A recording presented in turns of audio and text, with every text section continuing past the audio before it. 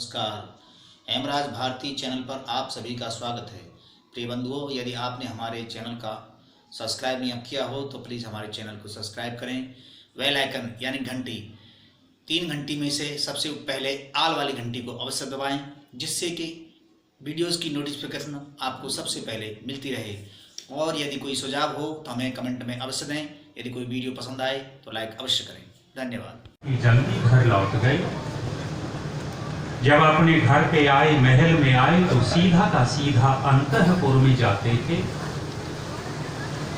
महारानी के पास जाया करते थे।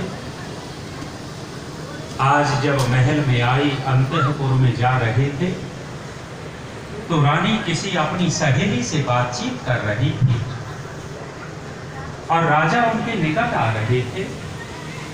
निकट आते हुए राजा को देख करके रानी ने विचार किया था कि शायद ये वापस लौट जाएंगे। वापस तो नहीं लौटे। नजदीक नजदीक आते चले गए और जब ज्यादा ही निकट आ गए तो रानी ने कहा कि आओ मोर खाओ। राजा का माथा ठनका के जो रानी उठ करके अभिवादन करती थी, बैठने के लिए आसन देती थी, पीने के लिए पानी देती थी, इसने कुछ नहीं किया और ऊपर से मुझे मूर्ख कह दिया। राजा के पांव वहीं रुक गए और रुके नहीं, वापस लौट पड़े।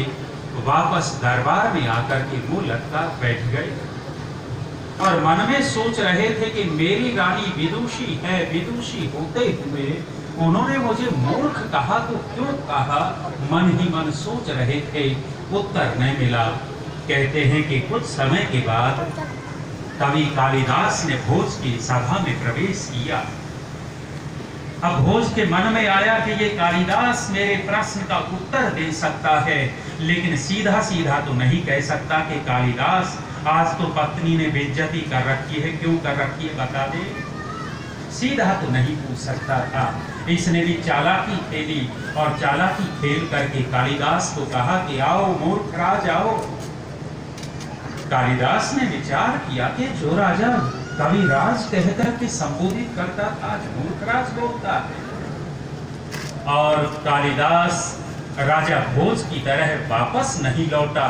राजा भोज के सामने खड़ा हो गया और सामने खड़े होकर के कालिदास ने तत्काल एक नए श्लोक की रचना की और कहने लग गया कि भोज तुमने मुझे मूर्ख कहा है, तो मूर्ख के लक्षण सुनो। मूर्ख कहते किसको हैं? एक नए श्लोक की रचना करते हैं कालिदास। आप जानते हो कालिदास इतने बड़े महाविद्वान कैसे बने? उनको विद्वान बनाने के पीछे कौन था जो इतने बड़े विद्वान बन गए? उनकी पत्नी, माता और बहनों विद्योत्मा थी। विद्योत्मा बहुत बड़ी विदुषी थी। मेरे देश की ये महिलाएं कोई सामान्य नहीं होती थी। जज बनती थी। जब शंकराचार्य और मंडन मिश्र का शास्त्रार्थ हुआ था, उस शास्त्रार्थ में जज बनाई गई थी भारती को। वो भारती विदुषी जज बनकर के निर्णय देती है कि शंकराचार्य जी आपके ये उत्तर ठीक हैं, मंडन मिश्र जी आपके ये उत्तर ठीक हैं। इतने बड़े पद पर बैठने वाली शास्त्रार्थ का निर्णय करती थी विदुषी है, विद्योत्मा। और हमारे यहाँ लड़की के लिए पहल की गई है। कन्या चुनाव करती है कि कौन उसके जीवन में युवक हो, कौन उसका पति हो।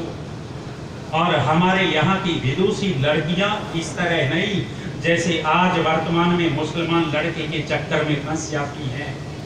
वो ऐसी लड़कियां नहीं होती थी।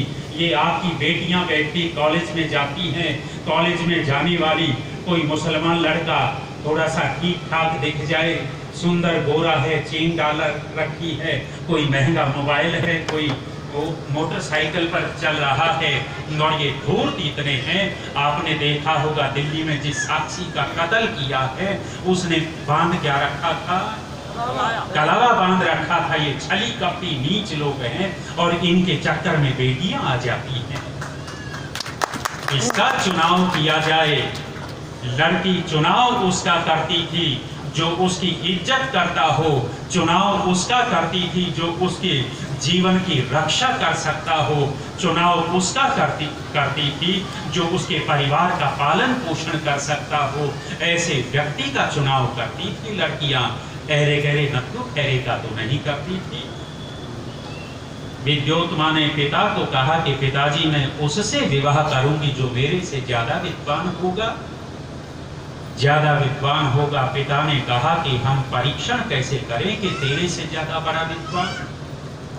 विद्योत्मा कहने लग गई कि पिताजी जो मेरे प्रश्नों का उत्तर दे देगा मैं उसको अपने से बड़ा विद्वान मान लूंगी और विवाह कर लूंगी। बहुत सारे विद्वान पंडित आते थे, विद्योत्मा प्रश्न पूछती थी और उत्तर न दे सकते थे, अपने मुंह लेकर के बेइज्जती सी लेकर के लौटते थे। एक दिन विद्वानों ने विचार किया कि विद्योत्मा किसी बड़े विद्वान से विवाह करना चाहती है, हमारा अपमान करती है, अब इसका किसी महामूर्ख से विवाह करवाएंगे। और मूर्ख की खोज में निकल पड़े। कालिदास जो भेड़ बकरियां चराता था, वो कालिदास कभी पेड़ के ऊपर बैठ करके किसी डाल को काट रहा था, जिस डाल पर बैठा था उसी को तो काट रहा था। पंडितों ने देखा, देख करके कहा कि भाई नीचे गिरेगा। मूर्ख तो था ही, कहा कि मैं तो बाद में नीचे गिरूंगा, पहले तुम्हें नीचे गिरा दूंगा, रास्ता ना को आगे भागो। दो चोट मारी थी कि कालिदास धड़ाम से नीचे गिरा। नीचे गिरा तो सोचा कि ये तो भविष्य की जानने वाले हैं, मैं गिरा नहीं था, पहले ही बता दिया कि नीचे गिरेगा और मैं गिर ही गया। पंडितों के पीछे पीछे दौड़ा और कहा कि पंडितों तुम तो भविष्य की जानते हो, एक बात बता दो कि मेरा विवाह कब होगा।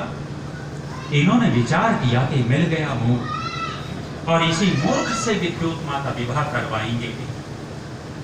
कालिदास को कहा कि भाई हम तेरा विवाह करवाएंगे, लेकिन एक काम करना है, तुझे मौन रहना, बोलेगा नहीं। विवाह के लालच में मौन हो गया। विद्योत्मा को सूचना दे दी कि एक बहुत बड़े परम विद्वान आए हैं, विद्योत्मा ये तेरे प्रश्नों का उत्तर देंगे। लेकिन विद्योत्मा हमारे विद्वान ने मौन धारण कर रखा है, ये इशारों में उत्तर देंगे। विद्योत्मा ने भी सोचा कि ये इशारों में उत्तर देगा तो मैं भी इशारों में प्रश्न पूछूंगी। सामने खड़ी होकर के विद्योत्मा ने एक उंगली उठाई। एक उंगली उठाई तो कालिदास ने सामने से दो उंगलियों का इशारा किया।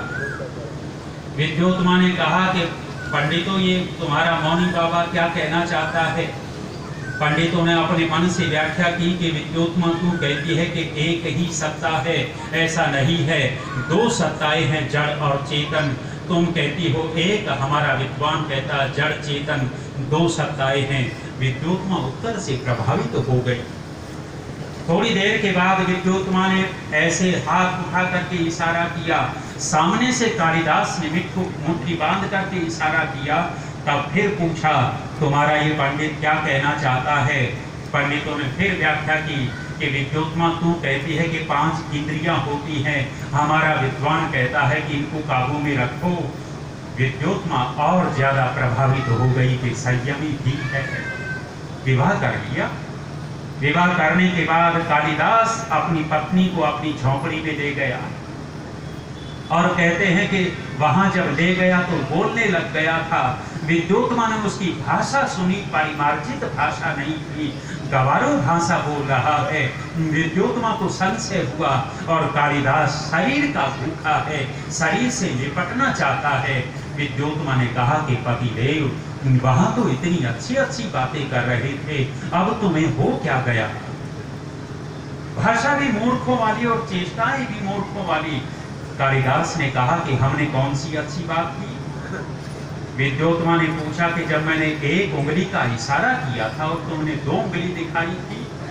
कालिदास कहने लग गया कि मुझे लगा कि तू कह रही है कि तेरी एक आंख फोड़ूंगी, और मैंने कहा था मैं तेरी दोनों की दोनों फोड़ूंगा, एक बार घर चल।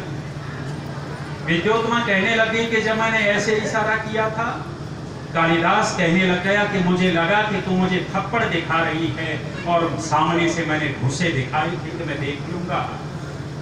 विद्योत्मा समझ गई कि धोखा हो गया, धोखा हो गया। लेकिन भारतीय नारी है, भारतीय नारी है, विवाह हो चुका है, पति स्वीकार कर लिया है, अब विद्योत्मा अपने जूड़े को खोलती है।